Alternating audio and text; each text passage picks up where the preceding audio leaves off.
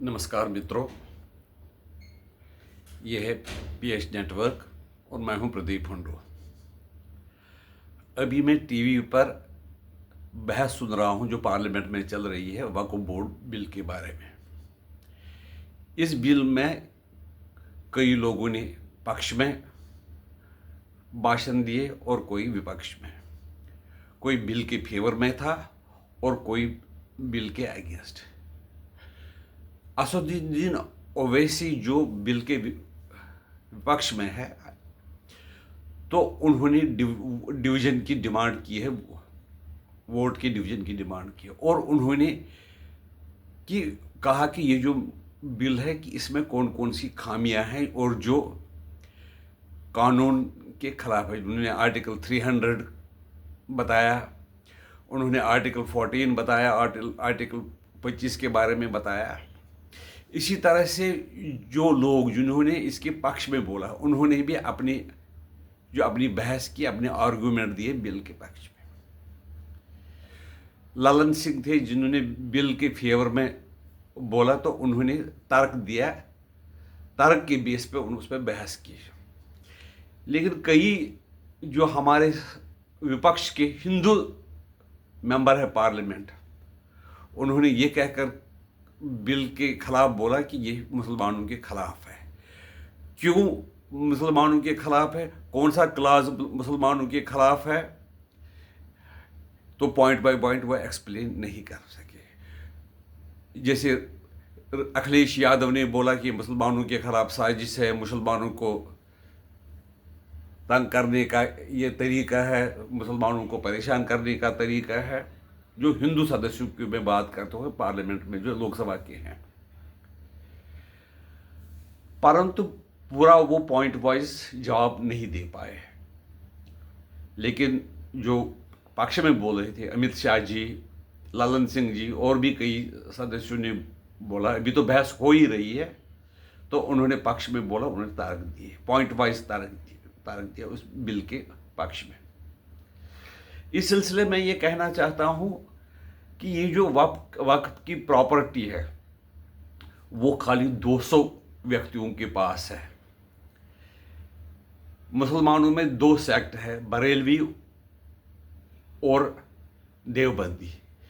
जो सेक्ट बिल्कुल कम है शायद देवबंदी है, जिनके पास प्रॉपर्टी 70% है, उनके पास वो उनको मुतवली वगैरह उस पर कंट्रोल कर रहे हैं। और जो मैक्सिमम मुसलमान है उनका उससे कुछ लेना देना नहीं है। सिर्फ मुसलमान जो है वो वोट के लिए इस्तेमाल होते हैं कि आप हमारे मज़हब के खिलाफ साजिश हो रही है, हमारा दूसरे दर्जे का नागरिक बनाने का षड्यंत्र चल रहा है। ऐसा जब कुछ है ही नहीं। मुझे जो लगता है उसमें मुझे लगता है जिनके पास इनके प्रॉपर्टी जो उनके देख रेख करते हैं वो अपना हक नहीं छोड़ना चाहते। उनको व्यक्तिगत फायदा इस जो वक्फ बोर्ड के जो वर्तमान स्वरूप में है उससे उनको फायदा है। नहीं तो वो क्यों नहीं चाहेंगे कि इसमें गरीब मुसलमान जो कि 80% लोग हैं, 90% लोग हैं मुसलमान जो गरीब है, उनको कुछ फ़ायदा मिले। वक्फ बोर्ड के पास इतनी ज़्यादा प्रॉपर्टीज़ है, न उन्होंने मुसलमानों के लिए कोई अस्पताल खोले, न मेडिकल कॉलेज खोले, न कोई अच्छे स्कूल खोले। सिर्फ लेकिन ये है कि उन्होंने जो ये बिल में लिखा हुआ जो उसको विरोध किया है। और जो पत्थरबाजी करते हैं मुसलमान हिंदू के जलसों जुलूसों पर, उनकी पैरवी ये लोग जिनके पास पैसा है वक्फ के पास, जिनके पास वक्फ का पैसा गैर कानूनी या कानूनी तरीके से आता है, इसकी बजाय कि वो पत्थरबाजों की मदद करते हैं, उनको अगर वो पढ़ाने में सहायता करते, वो डॉक्टर भी बन सकते थे, इंजीनियर बन सकते थे, आईएएस बन सकते थे, उनको शायद पत्थरबाजी करने की ज़रूरत नहीं थी। वो उनको 500 या 1000 रुपये पे पत्थरबाजी करवाते हैं और भड़काते भी हैं। इस सिलसिले में जो ये लोग, जो बड़े बड़े लोग, जमात इस्लामी जैसी संस्था है, जमात इस्लामी तो दरगाह मकबरों वगैरह को मानते ही नहीं। तो वहाँ जो वहाबी टाइप के लोग हैं वो ऐसी चीज़ों को नहीं मानते हैं।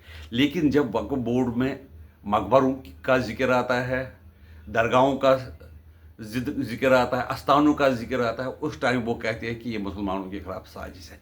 जब तुम इन चीज़ों को मानते ही नहीं हो, वही लोग जो वहाबी लोग हैं, उसमें जमात इस्लामी है, वही लोग जो इन चीज़ों को मानते ही नहीं हैं, वही लोग ज़्यादा कि इस वक्त बोर्ड के खिलाफ में ज़्यादा प्रदर्शन कर रहे हैं।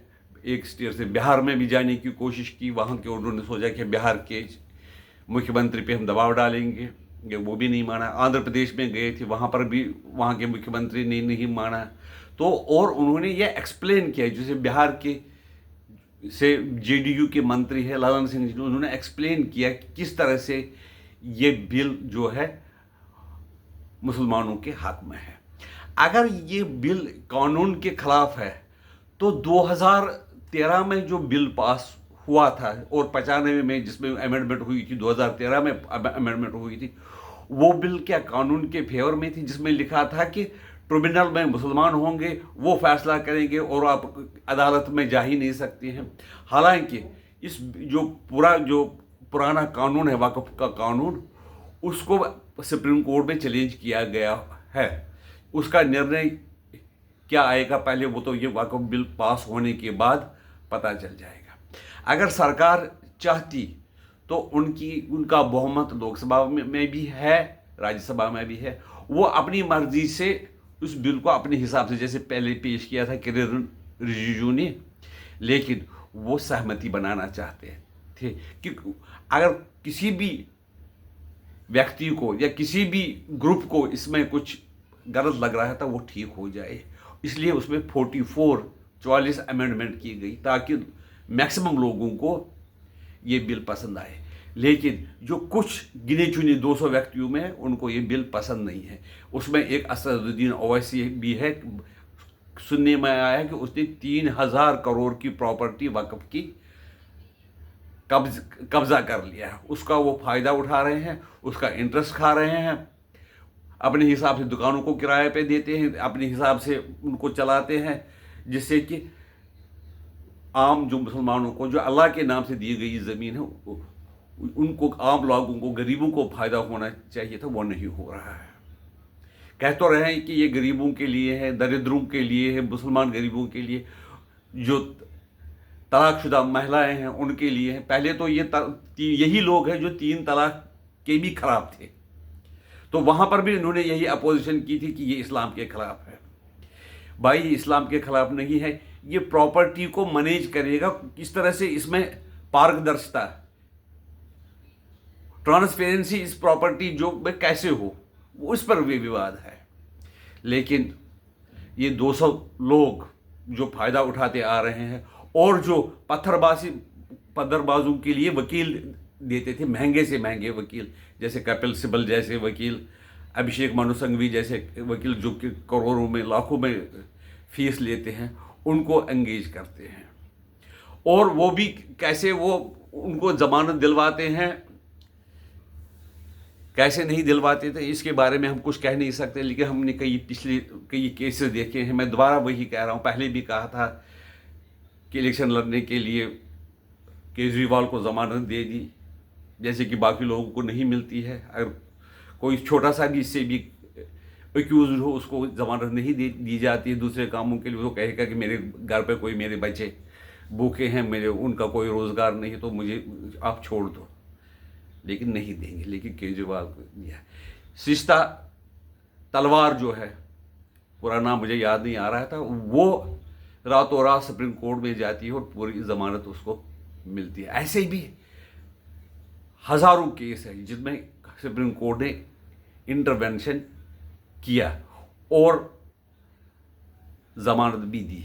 इसी तरह से हम कंटेम्प्ट ऑफ कोर्ट से जानते हैं कि कोर्ट के खिलाफ कुछ बोलने से, लेकिन ऐसे वाक़ये हुए हैं, ऐसी घटनाएं हुए हैं जो कि मेरिट पे नहीं लगती है आम आदमी को, क्योंकि कानून वही है जो खाली कानून है जो दिखे भी कि ये हाँ कॉमन सेंस से भी पर बना हुआ हो और कॉमन सेंस के हिसाब से इसमें ये खराबी है। जब आम आदमी समझेगा कि ये कानून बिल्कुल कॉमन सेंस के खिलाफ है और जो भारत का संविधान है उसके खिलाफ है, उसके खिलाफ अगर सुप्रीम कोर्ट के जज या वगैरह दिए निर्णय दे दे तो आम लोग भी कुछ सोचने के लिए मजबूर हो जाते हैं। मेरी आपसे विनती है, हमारे चैनल को सब्सक्राइब कीजिए, हमारे चैनल को कमेंट्स दीजिए हमारे वीडियोस पर, हमारे इस वीडियो पर लाइक भी कीजिए। अभी फैसला होने में अभी 1 घंटा शायद लग जाएगा।